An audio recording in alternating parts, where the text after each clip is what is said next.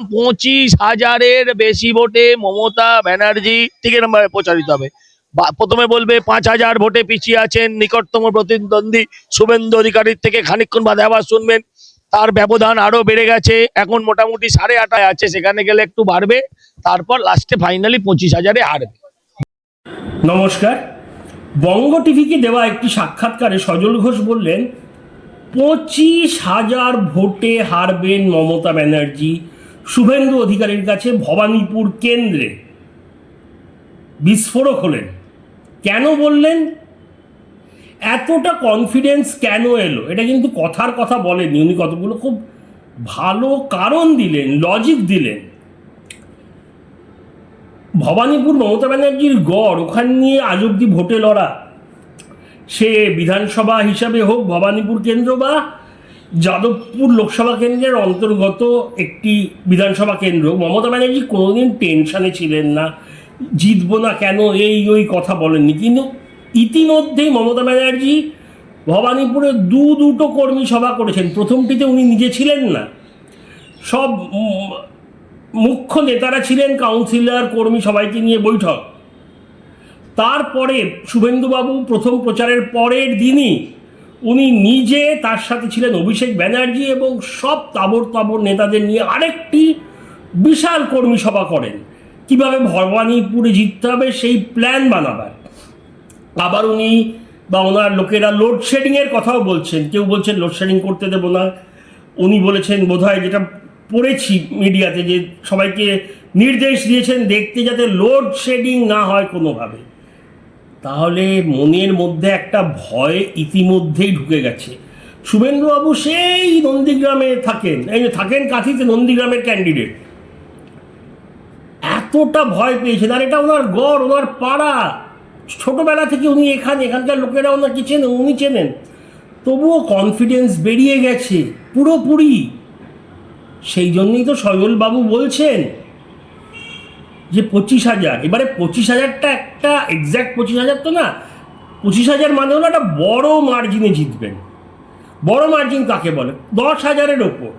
10,000 মানে 7-8%। মমতা ব্যানার্জিকে যদি কেউ 10,000-এও হারায়, মানে 7-8%-এর বেশি ভোট পায় 25,000 বাদ দিন, সেটা বিশাল ব্যাপার।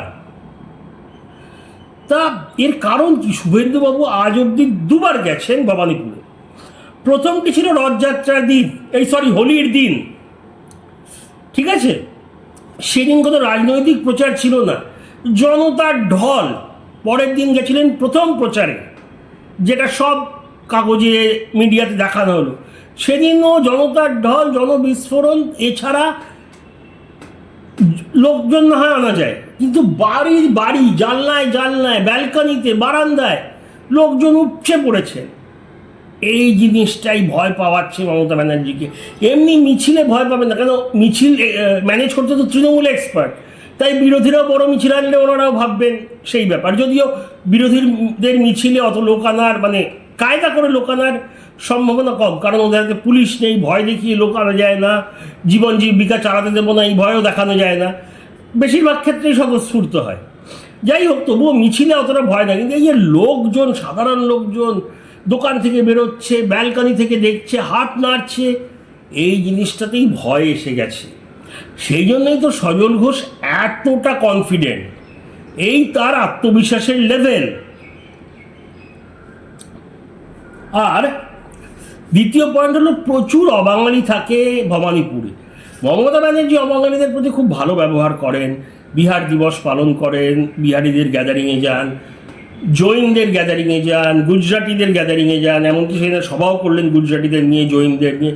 জৈনরা মূলত গুজরাটের লোকেরাই হন, অন্য জায়গায়ও হন, মারোয়ারি, গুজরাটি এরাই বেশিরভাগ, তো ওনাদের জন্য আলাদা। কিন্তু সমস্যাটা হলো তৃণমূলের নিচু লেভেলের নেতা, এমনকি বড় লেভেলের প্রচুর টাউন্সিলর বা টিভিতে যারা আসেন, তারা অবাঙালিদের গুটখাখোর, বহিরাগত, ভুজিয়া ইত্যাদি বলে। তারপরে বাংলা পক্ষ আছে যে সংগঠনটা, সেটা সারাক্ষণ গালাগাল দিচ্ছে। আর বাংলা পক্ষকে সবাই তৃণমূলের বি টিম বলে জানে বা বলা হয়, সত্যি মিথ্যে আলাদা ব্যাপার। এছাড়া স্বয়ং তৃণমূলের প্রচুর নেতা, কাউন্সিলরের ফেসবুক দেখবেন বহিরাগত, গুটখাখোর। তা একটা বিরূপ মনোভাব তো আছেন। মমতা ব্যানার্জি একা কতটা ম্যানেজ দেবেন? এই যে তৃণমূল অবাঙালি বিরোধী, এখানে অবাঙালি মানে বাইরের অবাঙালি বলছি না, যারা পশ্চিমবঙ্গে বা বাংলায় 70 বছর 50 বছর 100 বছর যাদের পূর্বপুরুষরাও এখানে থাকছেন, তাদের বহিরাগত বলাটা খুবই খারাপ। এমনিতেও ভারতবাসী কাউকে বহিরাগত বলা উচিত না, কিন্তু ওনারা বলেন। কিন্তু এই বহিরাগতদের মধ্যে তৃণমূলের প্রচুর নেতাকর্মীরা এখানকার বাসিন্দাদেরও তো ইনক্লুড করে ফেলেন। তাই বহিরাগত একটা বাজে কথা। তো অবাঙালি প্রচুর ভোটার আছে, তারা স্বভাবতই বিজেপির দিকে ঝুঁকবে। এছাড়া হিন্দুত্বের ফ্যাক্টর আছে।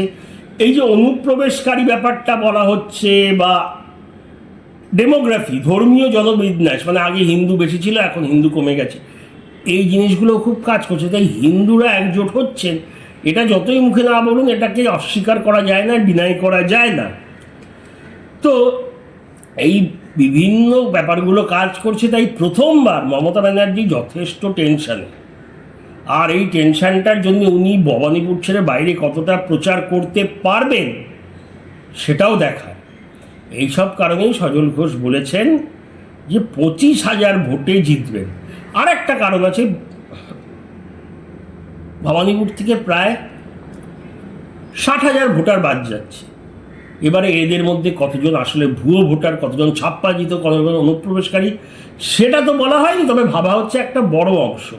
তাহলে এই 60,000-এর মধ্যে যদি 15-20,000 বা 15,000 ধরে দিন ভোট না পড়ে, যেটা আগেরবার তৃণমূলে পড়েছিল, তাহলেও তো অনেকটা হিসাব উল্টে যাচ্ছে।